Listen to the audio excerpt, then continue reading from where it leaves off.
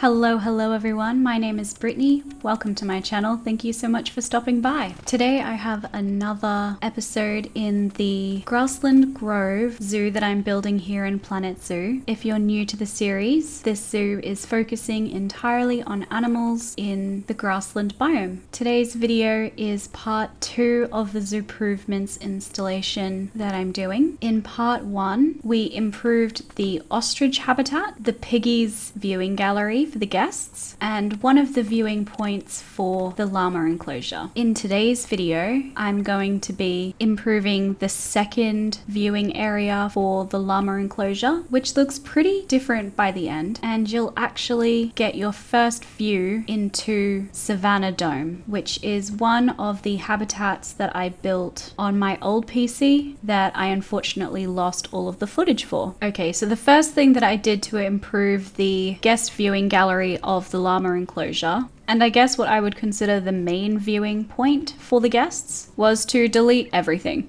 I did like the general shape of the original building. I just really didn't like the execution. So I went back in and redid the general shape of it using these light wood wall panels, which I think are my favorite wall panels in the entire game. I really like the color and the texture of them. And then I filled in the gaps around the edges using some rocks. I also wanted to use these rocks as the backboard for the habitat information boards, and then I also just hid in the charity bins into the rocks as well. Guests had also really been complaining about access to bathrooms, which is kind of fair enough because I really don't have that many bathrooms in the zoo, and I had kind of this random gap in this enclosure, so I thought that it would make the most amount of sense to include some bathroom facilities down here as well for the guests. So those are just located on the left-hand side of the viewing gallery. So at this point, I'm covering the back wall of the viewing gallery with these rocks. I just duplicated exactly the same rock across the entire wall, but I did go through and flip around some of the rocks so that it looked a little bit different. Otherwise, it just looks really flat and unrealistic and looks like you just duplicated the wall again and again.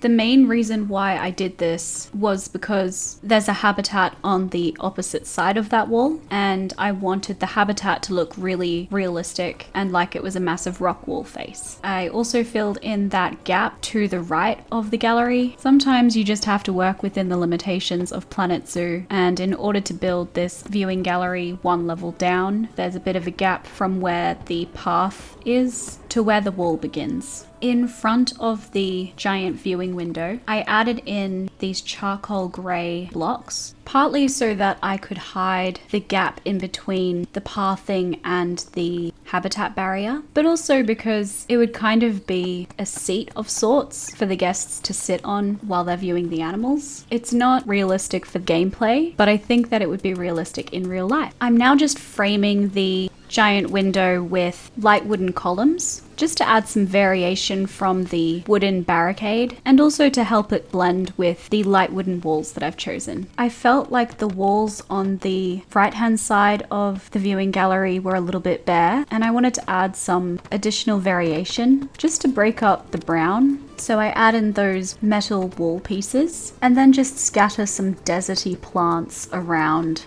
on the rock walls. I'd basically finished off designing what I wanted the interior of the viewing gallery to look like, which I always prefer to do before I add the roof on, because once you add the roof on, it's a little bit difficult to go in and make changes. I really didn't find it too difficult to roof this building. I didn't want to overcomplicate it, but I did want it to be an angled roof. The material that I chose for the roof was metal cladding. It's got a really nice texture to it. It's not as plain as some of the other roofing textures, and it's one that I will be using in future buildings too.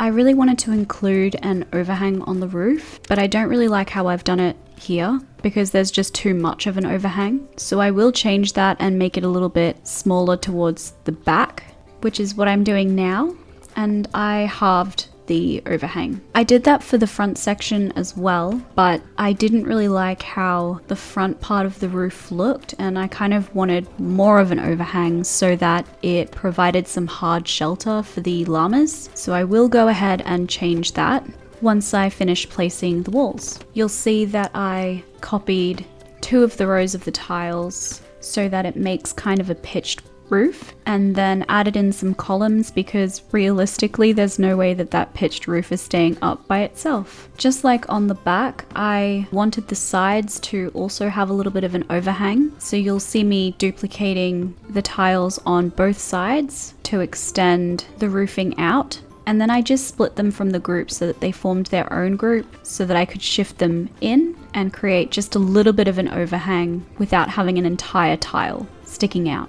And then just as an accent to blend the roof in with the style of the walls, I included some light colored wooden columns around the edge of the roof. This did cause me a little bit of pain. I'm not sure if it was the angle of the columns or the angle of the roof, but it wouldn't place properly. It was kind of hiding into the roof and the overlay was really obvious. So I had to do a lot of fiddling around until I was able to place it so that it looked right. The issues were mostly on the sides. The front and back didn't really cause me any strife, so I was able to get there in the end. Before I'd even started building the roof for this building, or even really started building this building, I knew that I wanted to include skylights.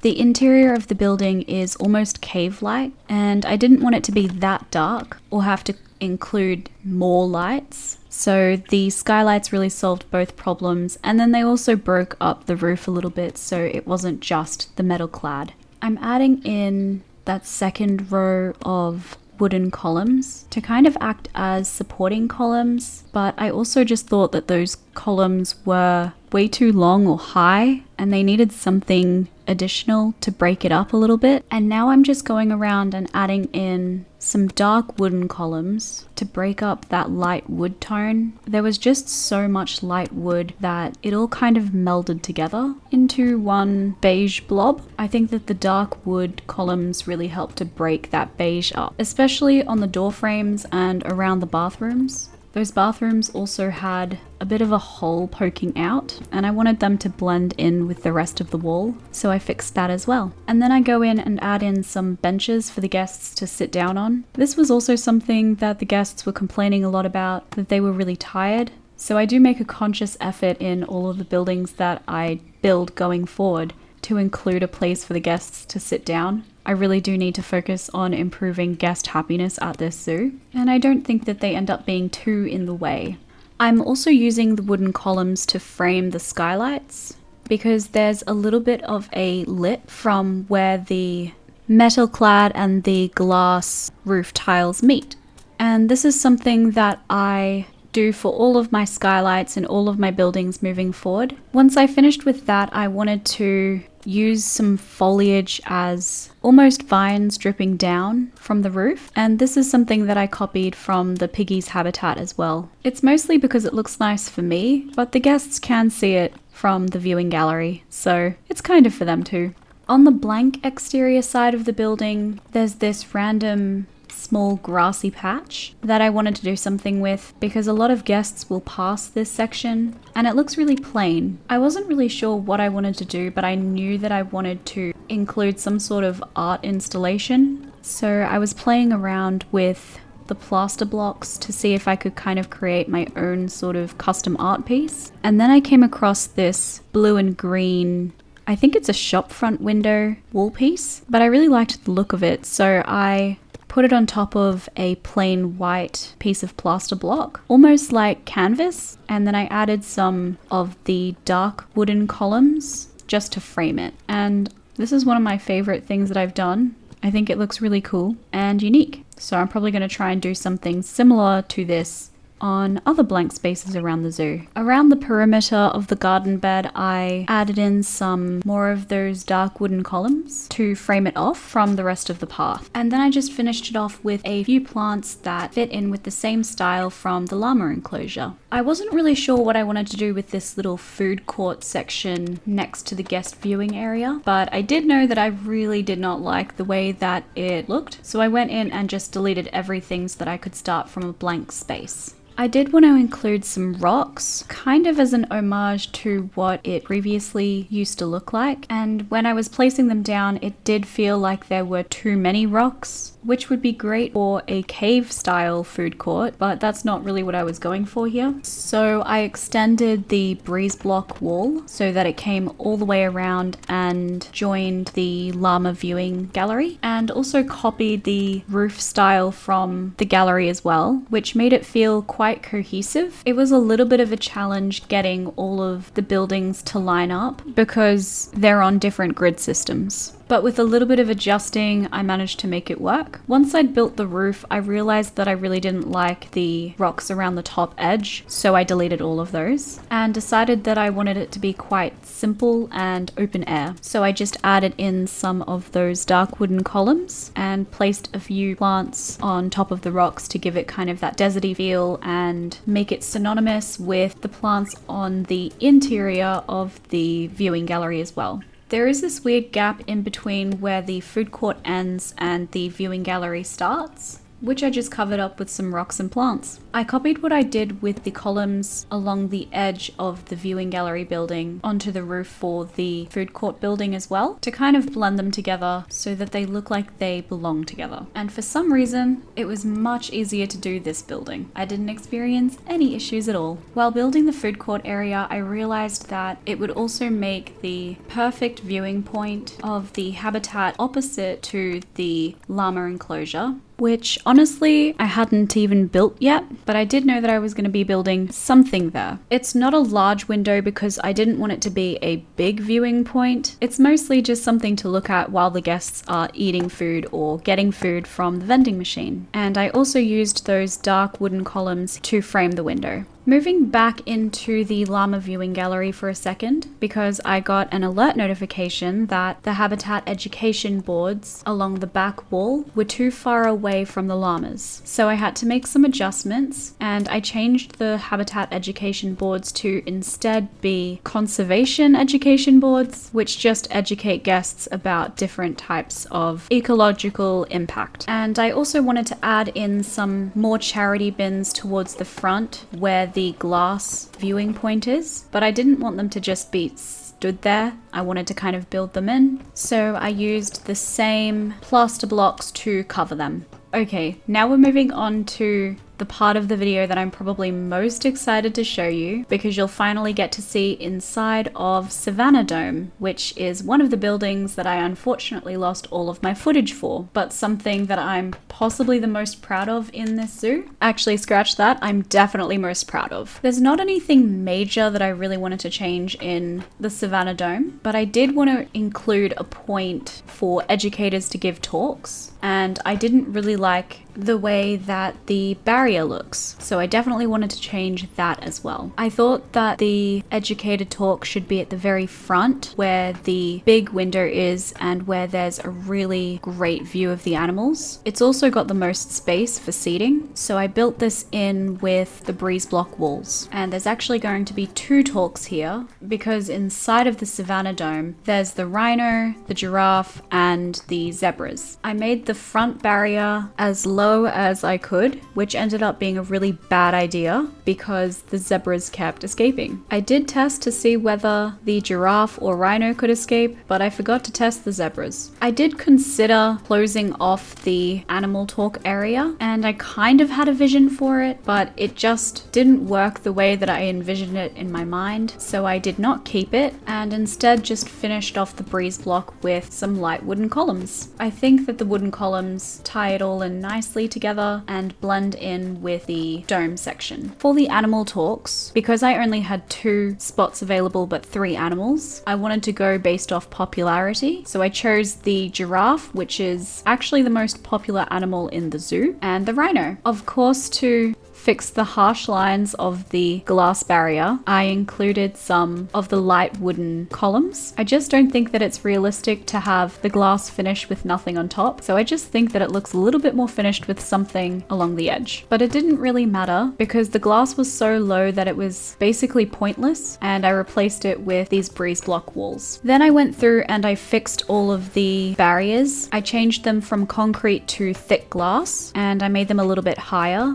so that it matched the height of the breeze block wall. And then I just smoothed them out a little bit. The way that I did the barriers when I was originally building this was kind of messy, so I just wanted to fix that. Fixing the barriers did take a lot of fiddling, mainly because I have this river that runs along the edge of the habitat and makes it virtually impossible to do any changes to the barriers easily. But I do think what changes I was able to make do drastically improve in comparison to what it previously was. I then did exactly the same thing on the other side, which ended up being a little bit more challenging. The water placement just made it so difficult, especially when getting those curved walls in. When entering Savannah Dome, there's these two empty pieces of grass space to the left and right of you. I really wasn't sure what I wanted to do with these empty spaces. I considered adding in some kind of water feature, but I already have a massive water feature in this habitat and I really didn't want to take away from that. So I decided to keep it really simple with a tree on each side and a few bushes at the bottom, and then just hedges along the base of the walls to fill it out a little bit. I did want to add in some flowers for color, but I still wanted it to match the aesthetic of the habitat, which doesn't have any flowers in it. So I did use them along the edge and then I removed them. And then once again added in some benches for the guests, just so they stop getting tired and complaining about it.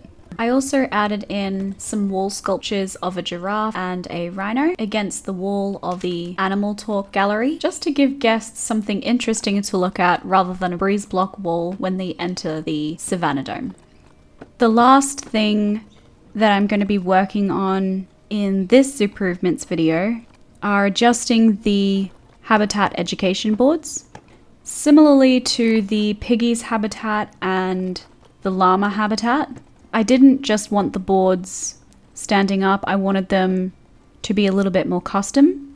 I'd already used rocks as the base in the other habitats, so I wanted to do something a little bit different in this one. It's also a little bit more modern than the other buildings, so I used the plaster blocks, the same ones that I actually used in the llama viewing gallery, as the base of these habitat education boards. I wanted to have a charity bin and a normal garbage bin on either side of the board, so I had to make them quite long, and then I basically just duplicated these items all around the pathway along the base, just wherever I could fit them really. And then I switched up which animals would be displayed on each of these boards. That's everything that I have for you today. Please leave a comment down below with any suggestions you have and any animals that you'd like to see in a future episode. Thank you so much for watching. Bye!